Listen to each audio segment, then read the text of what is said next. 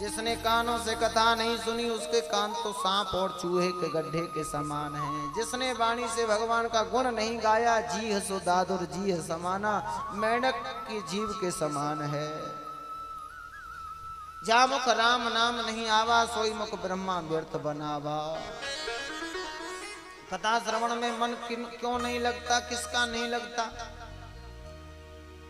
एक जगह कथा हो रही थी, जैसे हमारे गांव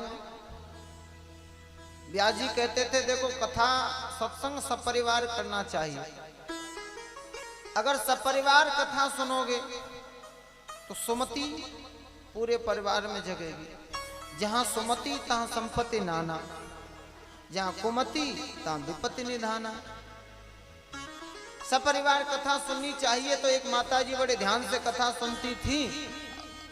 कथा से उठ करके घर गई, अपने पति से जाकर के कहा देखो जी काम काज तो रोज का है, वो तो फिर भी होता रहेगा, कथा रोज रोज नहीं होगी, चलिए कथा सुनने के लिए।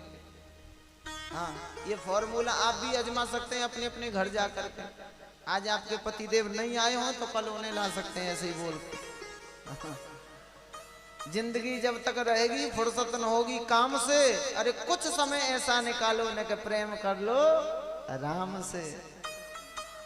पत्नी ने जाके पति को कहा चलिए जी कथा सुनने चलिए। अच्छा श्रीमान जी आज्ञाकारी किस्म के थे, बात मानते थे। पत्नी की बात मान के कथा श्रवण करने के लिए चले आए, पीछे आकर के बैठे थे। अच्छा श्रीमान जी के साथ में समस्या यह थी कि उनकी एक आंख नहीं थी, किसी कारण से पधार गई थी। अच्छा जिनके एक आंख न हो वे उन्हें क्या कहते हैं हम लोग? जोर से बोल दो, डर लग रहा है कोई बैठा ना हो तो बुरा मान जाएगा। हाँ भैया बुरा मत मानियो कोई हो तो। जिनके एक आंख न होवे उन्हें कहते हैं काना। श्रीमान जी के एक आंख नहीं थी, कथा सुनने आए और व्यास जी ने कथा पढ़ना आरंभ किया तो यही चौपाई बोल बैठे जो अभी अभी हम आपको बता रहे थे।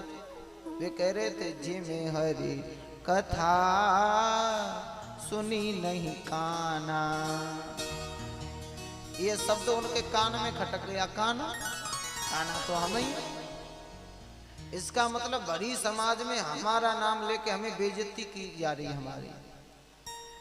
ऐसी सभा में बैठना ही बेकार है। वहां से धीरे से उठ के निकल गए, कथा नहीं सुनी। पत्नी ने शाम को जाके पूछा क्यों चले आए आप?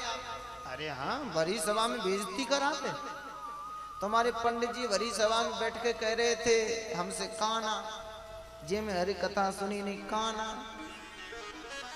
पत्नी ने समझाया भले आदमी तुमसे थोड़े ही कह रहे थे, तुम तो खामा ही खा आधी रोटी पे दार लेना कहते हैं, खामा ही खा अपने ऊपर ले रहे थे। तुमसे नहीं कही थी, वे तो अपनी चौपाई कह रहे थे। अरे हम समझे हमसे कहा होगा। नहीं दूसरे दिन फिर चलो, जबरदस्ती फिर ला के बिठा दिया। दूसरे दिन दूसरी समस्या, पंडित जी को पता नहीं था क्या बात है। दूसरे दिन संयोग से दूसरी चौपाई बोल बैठे। भगवान राम बाली को समझाते हुए कहते हैं मूढ़ तो है अत से अभिमाना,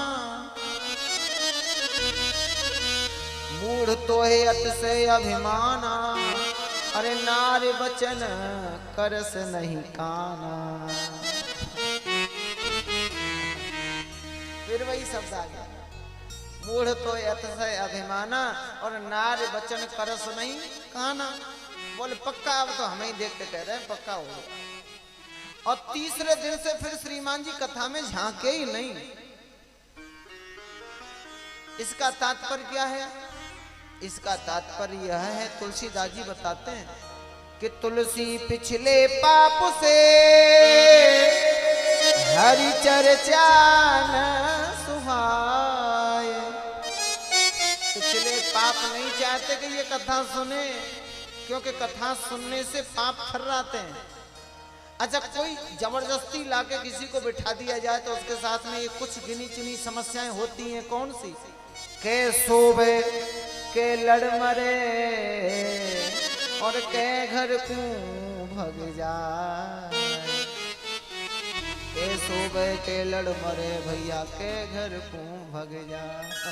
या तो सो जाएगा या लड़ मरेगा या घर भाग जाएगा।